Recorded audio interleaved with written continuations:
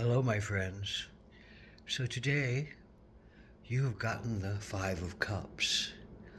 Well, disappointment, failure, loss, deep struggle. Your cup is spilled. Your cup that once held promise has spilled.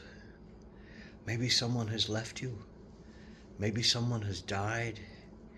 Maybe something you had great faith and hope in is no longer able to manifest, no longer able to sustain. Maybe you felt the death of things, events, possibilities, people, friendships, loves that once held promise that no longer give you any pleasure, any joy, any good feelings. And you're in deep grief, and you're in deep sorrow. Maybe you even have a sense of regret and grief for what you did or didn't do to cause something to happen. Maybe you have a great sense of abandonment, that you are alone, that everyone has abandoned you, that even God has abandoned you, that even your highest power has abandoned you, that everything is lost and you're hopeless and you're dumbstruck and you're unable to see anything but this loss, and you're looking at this loss and you can't see any possibilities. You aren't even open to any possibilities. But in these cards, in this deck of cards, many decks of cards that has the Five of Cups, there are 3 cups spilled over, and there are 2 cups still standing. And those 2 cups represent a passage out, a passage away, a remembrance that good times still can be there. The good possibilities still can be in front of you. That if you could only get through this, if you can only make it through this and look with some brighter eyes toward your future, that your future will be in good shape, that everything will relive again, and that new things can come to you, and new loves can come to you, and new finances can come to you, and new relationships can come to you, and new friends can come to you. But this is a deep point of time of looking at your pain. And maybe your pain is old, and maybe your pain is back in your childhood from abandonment, and maybe your pain is old from people telling you weren't good enough, and you still hear those old passages in your head, and maybe you're still working to heal them. And maybe there's just a sense that hope is lost, but hope is not lost because of these 2 cups standing, that you can rejoin society. You can rejoin your life. You don't have to feel abandoned. You don't have to go into withdrawal and cut yourself off and cut yourself down at the knees and hold yourself in contempt and hold yourself in dread, or just hold yourself in great pain and agony from all the sorrow of the lost peoples and events and things that could at one point held great potential for you. So you have to cry. The healing of the heart, and this is a heart card. The healing of the heart and its loss and its sorrow and its abandonment is about grief, is about crying. So you have to cry. You have to cry for what you didn't get. You have to cry for what you didn't receive. You have to cry for what you thought was promising and the promise is denied. You have to cry. You have to cry into the river that separates you from the next step of your life. You have to shed those tears at the river. You have to give the river back its saltiness. You have to give the river back your pain. You have to give the river back your anxiety and your stress. And you have to give the river back your great dread and your great self-criticisms and your great feelings of unwantedness and your great feelings of abandonment and your great feelings of hopelessness. You have to give them back to the river. You have to see those 2 cups ahead of you that are full, that are inviting, that are still bringing promise to you. You can't sit in this, but you have to sit in it for a minute. You have to stay with it for a minute, because this is a teacher. This is a great teacher for you. This is a great turning point for you to get through some old workings that pained you, that kept you, that held you, that maybe have colored everything in front of you, saying, I'm afraid to go forward because I'm afraid to make mistakes again that might cause something to collapse, that might cause me to feel left again and abandoned again, or that might cause me to feel that I was a wrong person doing the wrong thing, and that there's so much regret and pain and anxiety in my soul that I can't move forward, that I can't give to this moment, that I can't rise to this occasion. So let yourself feel this grief. Let yourself feel this sadness for the cups that are empty. Because if you're living a full life, disappointment is going to come. Disappointment will come to you. And if you have to rise above your disappointments in order to stay whole and healthy and helped by Spirit, Spirit doesn't want to see you fail. Spirit wants to see you live and alive and healthy and happy. And this is a chance to let go of some old pains, to let go of some old regrets, to let go of some old pitfalls that have stopped you and maybe still plague you and still work underneath you in your emotions. This is an emotional card, but it's a thinking card.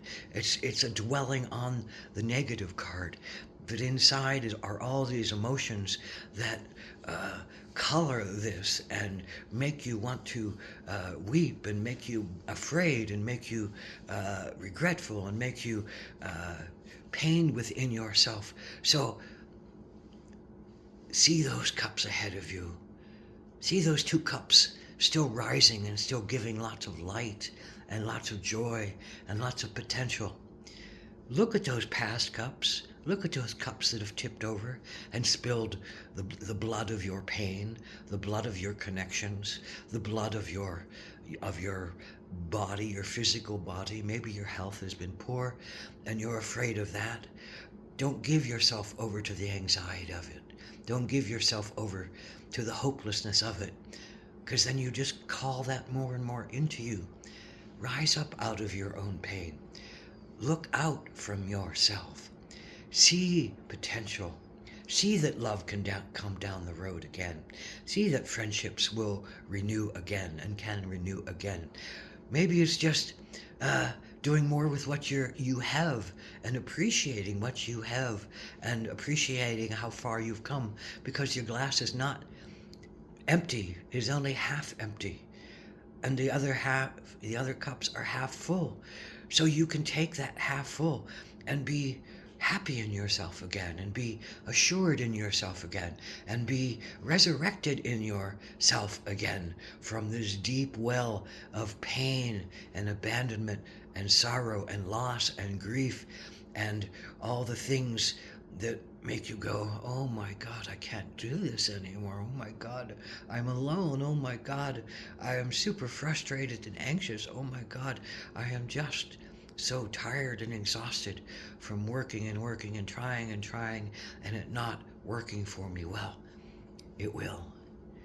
You have to clear those words from your soul. You have to clear those negative framings and make them positive again. You have to allow yourself to grieve for what didn't work. Take in your grief and let it back out. Understand that it's the process. Understand that it is a release. Understand that it is a cleansing. To grieve is a cleansing. In your heart, the healing powers are laughter and joy, or grief and sadness. Laughter and grieving are both the same vibrations of energy. Laughing can turn to grieving, grieving can turn to laughing.